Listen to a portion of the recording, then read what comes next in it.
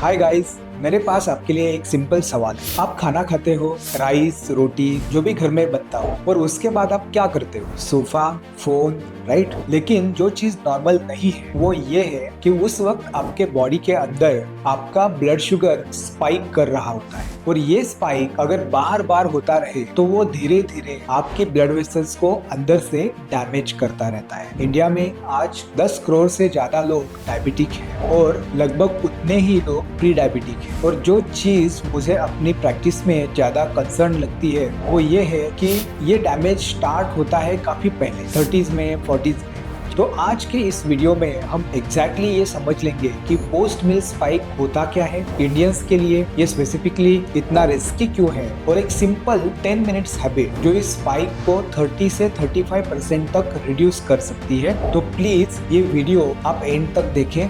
मैं हूँ डॉक्टर संतोष पाटिल। मैं एक न्यूरो और वैस्कुलर इंटरवेंशनल रेडियोलॉजिस्ट हूँ और पिछले एक डेकेड से मैं स्ट्रोक, ब्लड क्लॉट्स और ब्लड सर्कुलेशन से रिलेटेड सीरियस कंडीशंस का ट्रीटमेंट करते आ रहा हूँ। और एक चीज जो मैं अपनी प्रैक्टिस में बार बार देखता हूँ वो ये है कि वैस्कुलर डैमेज हमेशा साइलेंटली होता है, इसलिए ये कन्वर्सेशंस मुझे बहुत ही इंपॉर्टेंट लगती है। तो चलिए हम स्टार्ट करते हैं। तो सबसे पहले ये समझना जरूरी है कि ये टॉपिक इंडियंस के लिए स्पेसिफिकली इतना क्रिटिकल क्यों है, क्योंकि ये सिर्फ एक जेनेरिक हेल्थ प्रॉब्लम नहीं है। रिसर्च क्लियरली दिखाता है इंसुलिन रेजिस्टेंस बहुत पहले डेवलप होती है और लोअर बीएमआई पर भी डेवलप होती है। अब बीएमआई क्या होता है? Body mass index. ये कैलकुलेट करना बहुत सिंपल है। अपना वेट किलोग्राम में लो और अपनी हाइट सेंटीमीटर्स में। हाइट को हाइट से ही मल्टीप्लाई करो, फिर वेट को उस नंबर से डिवाइड करो और जो आंसर आए उसे 10,000 से मल्टीप्लाई करो। अब वेस्टर्न गाइडलाइंस में 25 तक नॉर्मल माना जाता है, लेकिन इंडियन गाइडलाइंस के लिए ये कट ऑफ अलग है। इंडियन एडल्ट्स के लिए 23 से ऊपर को भी ऑलरेडी हम ओवरवेट मानते हैं। इसका मतलब ये हुआ कि एक इंडियन जो कम्प्लीटली नॉर्मल वेट पर है उसके बॉडी में ये मेटाबॉलिक चेंजेस क्वाइटली चल रहे हो सकते हैं। तो वो कॉमन एजम्पशन जो हम सब करते हैं वो यहाँ काम नहीं करती। और ऊपर से हमारे meals naturally highly refined carbohydrates में होते हैं, जैसे कि मैदा हो, व्हाइट राइस। फिर हमारे डाइनिंग कल्चर में जो सबसे बड़ा मील होता है वो रात का होता है, लेट डिनर, और उसके बाद डायरेक्टली सो जाते हैं। और जेनेटिकली साउथ एशियन प्रोफाइल में नेचुरली हायर ट्राइग्लिसराइड्स होते हैं। आईसीएमआर का डेटा कहता है कि इंडिया में कार्डियोवास्कुलर डिसीज बर्डन पिछले 25 सालों में डबल हो गया है। अब मैं आपको सिंपली एक्सप्लेन करता हूँ कि एक्चुअली अंदर क्या होता है। जब आप कार्ब्स खाते हैं, रोटी, राइस, वो डाइजेस्ट होकर ग्लूकोज बनता है और ब्लड स्ट्रीम में एंटर करता है। पैंक्रियाज इंसुलिन रिलीज करता है ताकि ग्लूकोज अंदर जाए और एनर्जी बने। प्रॉब्लम तब शुरू होती है जब प्रोसेस बार बार बहुत ज्यादा स्पाइक के साथ होती है। मैं एक एनालॉजी दूंगा। सोचो कि आपकी ब्लड वेसल एक गार्डन होस, अगर उसमें हमेशा नॉर्मल बहे तो वो होस कई सालों तक परफेक्टली काम करता है, लेकिन अगर सडनली प्रेशर बहुत ज्यादा हो जाए तो वो होस की इनर लाइनिंग क्रैक होने लगती है। एग्जैक्टली यही आपके आर्टरीज के साथ होता है। Repeated high blood glucose curve endothelium को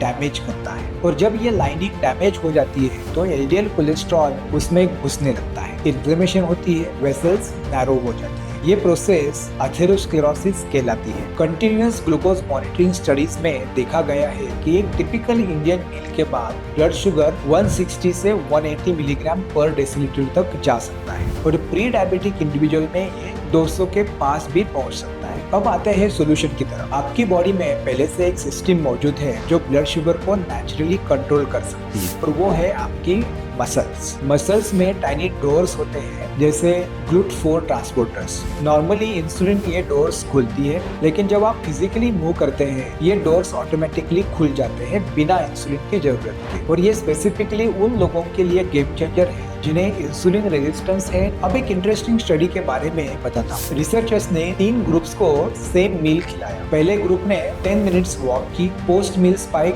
30% कम हुआ। दूसरे ग्रुप ने बॉडी वेट स्क्वाट्स किए, स्पाइक 35% से कम हुआ। और तीसरे ग्रुप ने सिर्फ सीटेड काफ रेजेस किए, मतलब बैठे बैठे अपनी हील उठाते और नीचे करते गए, स्पाइक 32% कम हुआ। एक काफ मसल है जो स्पेसिफिकली रिसर्चर्स ने ग्लूकोज मसल भी कहा है। अब एक चीज जो बहुत इंपॉर्टेंट है, बहुत लोग या तो खाना खाने के तुरंत बाद वॉक के लिए निकलने की कोशिश करते हैं, या फिर ये सोचते हैं कि 30-40 मिनट के बाद वॉक करते हैं। अगर आप 30-40 मिनट्स वेट करते हैं तो पीक स्पाइक आ चुकी होती है। सही विंडो है खाने के 10 से 15 मिनट बाद, ठीक तब जब ब्लड शुगर राइज करना शुरू करता है। तो मेरे पेशेंट्स के लिए मैं एक सिंपल रूटीन रेकमेंड करता हूँ। खाना फिनिश करो, एक टाइमर लगाओ 10 मिनट्स का, बैठे रहो, पानी पियो। जब टाइमर बजे 10 मिनट आप वॉक करो। प्लीज ये मत सोचना कि अगर एक मील मिस हो गई तो सब खराब हो गया।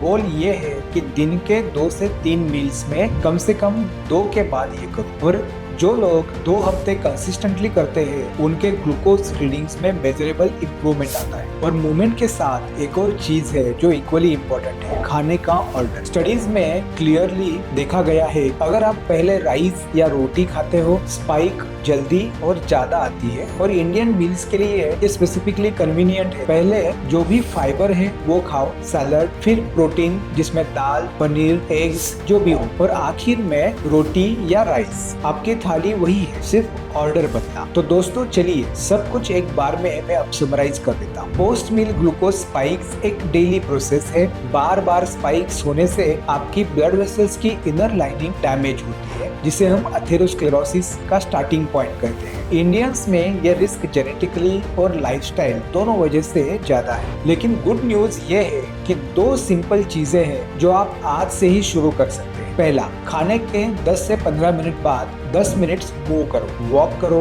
दूसरा, खाने का ऑर्डर चेंज करो, फाइबर पहले, प्रोटीन बीच में और कार्ब्स लास्ट। मेरा अगला वीडियो स्पेसिफिकली इसी टॉपिक पर है। You might be insulin resistant and not know it. मैं आपको दिखाऊंगा कि इंसुलिन रेजिस्टेंस होती क्या है, वो साइंस क्या है जो लोग यूजुअली इग्नोर करते हैं, और इसका डायरेक्ट कनेक्शन हार्ट डिसीज और स्ट्रोक या वैस्कुलर हेल्थ से कैसे है। और एक लास्ट चीज, अगर आपके घर में कोई है, पेरेंट, भाई, जो ये सोचता है कि मुझे कुछ नहीं होगा, क्योंकि यही लोग हैं जिन्हें इंफॉर्मेशन की सबसे ज्यादा जरूरत है। और अगर आप खुद अपनी मेटाबॉलिक हेल्थ को और गहराई से समझना चाहते हैं तो अगली वीडियो आपके लिए ही बनी है। उसमें हम बात करेंगे इंसुलिन रेजिस्टेंस की, जो ये साइलेंटली ड्राइव कर रही होती है, अक्सर बिना किसी सिम्टम्स के। मिलते हैं अगली वीडियो।